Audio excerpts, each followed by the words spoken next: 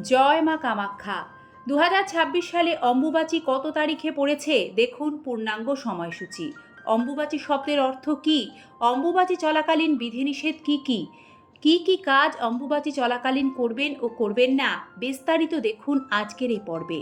সনাতনী বার্তার নতুন আরও একটি পর্বে সিংহরায় ডোরবেল আপনাদের সকলকে স্বাগত জানায়।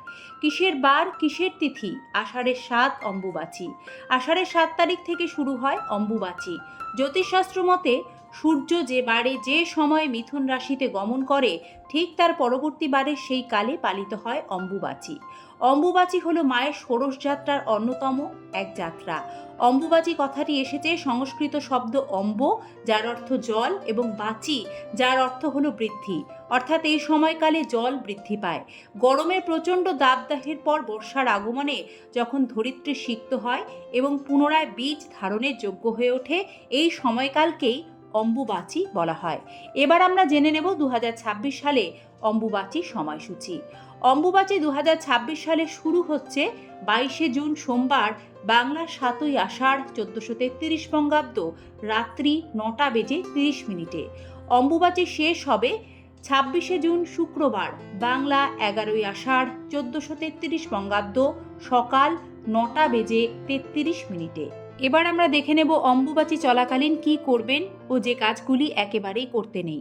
আষাঢ় মাসে মৃগশিরা নক্ষত্রের তৃতীয় চরণ শেষ হলে ধরিত্রী মাতা ঋতুমতী হন, আর এ সময় পালন করা হয় অম্বুবাচী। বর্ষার আগমনে ধরিত্রী মাতা রজস্বলা হন। এরপরই ফুলে ফলে পৃথিবী ভরে ওঠে, আর সে কারণেই অম্বুবাচী চলাকালীন মাটি কাটা, জমিতে লাঙল চালানো নিষিদ্ধ। এ সময় সমস্ত মন্দিরের দরজা বন্ধ থাকে। অম্বুবাচী চলাকালীন শাস্ত্রমতে যে কোনো নিত্যকর্মে কোনো বাধা থাকে না, বাধা থাকে কাম্যকর্মে। নিত্যকর্ম হলো যা পূর্ব সংকল্প করা রয়েছে, যেমন বাড়ির নিত্য পুজো, এইগুলি, এতে কিন্তু কোনো বাধা অম্বুবাচী চলাকালীন থাকে না। কাম্যকর্ম হলো নতুন করে সংকল্প করে যে শুভ কাজগুলি সূচনা করতে হয়, যেমন বিবাহ, গৃহপ্রবেশ, উপনয়ন, অন্নপ্রাশন, এইগুলি কাম্যকর্মের অন্তর্গত। এইগুলি অম্বুবাচী চলাকালীন বন্ধ রাখা হয়। অম্বুবাচী ব্রতের সময় নিত্য পূজা সম্পন্ন হলেও মন্দিরের দরজা কিন্তু জনসাধারণের জন্য খোলা হয় না। আঞ্চলিক ভাষায় অম্বুবাচীর হরেক নাম রয়েছে, যেমন ভারতের কিছু জায়গায় অমাবতী বলেও পরিচিত এই উৎসব।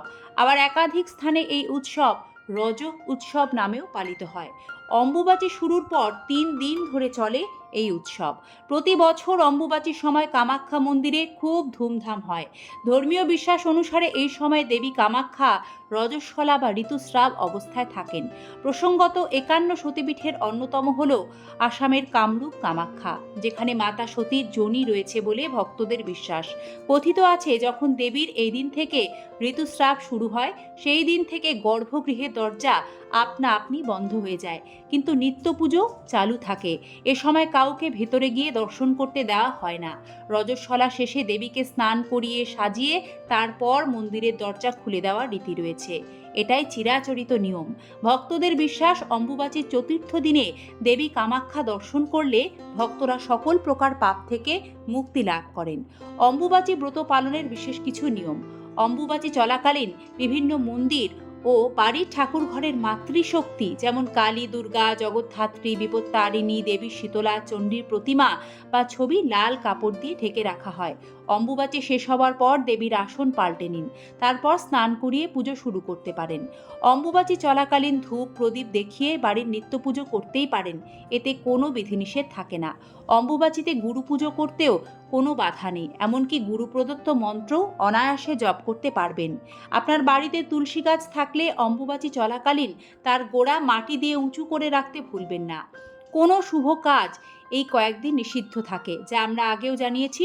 শুভ কাজ অর্থে কাম্য কর্ম, এমনকি কৃষিকাজও বন্ধ রাখা হয় অম্বুবাচীর 3 দিন। মাঙ্গলিক অনুষ্ঠান, চাষাবাদ এই সময়কালে বন্ধ রাখার শাস্ত্রীয় নির্দেশ রয়েছে।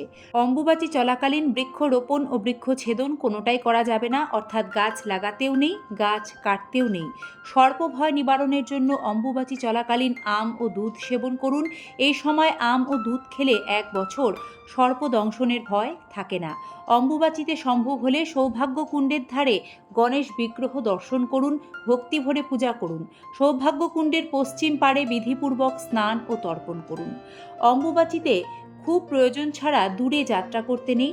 অম্বুবাচীর 3 দিন বাড়ি বা জমি কেনাবেচা করতে নেই। এ সময় ভুলেও কোনো সাপকে আঘাত করবেন না। অম্বুবাচী ছেড়ে গেলে অর্থাৎ অম্বুবাচীর নিবৃত্তির পর দেবী মূর্তির আচ্ছাদন খুলে আসন ধুয়ে দেবীকে স্নান করিয়ে ঠাকুরের আসনের কাপড় বদলে পূর্বের মতো পূজা শুরু করুন। আর সেই দিনও আম ও দুধ অবশ্যই নিবেদন করবেন। অম্বুবাচী ব্রত মূলত বিধবা মহিলারা, ব্রহ্মচারী, সাধু, সন্ন্যাসী, যোগী পুরুষ এনারাই পালন করেন এবং অম্বুবাচী চলাকালীন তারা আগুনে রান্না করে কিছু খান না, বিভিন্ন ফলমূল খেয়ে এই 3 দিন কাটাতে হয়। অম্বুবাচী চলাকালীন সময়ে সকলেই নিজেদের ইষ্ট নাম বেশি বেশি জপ করুন। মা কামাখ্যার কৃপায় সকলের মঙ্গল হোক। আপনাদের ধন্যবাদ সম্পূর্ণ পর্বটি দেখার জন্য।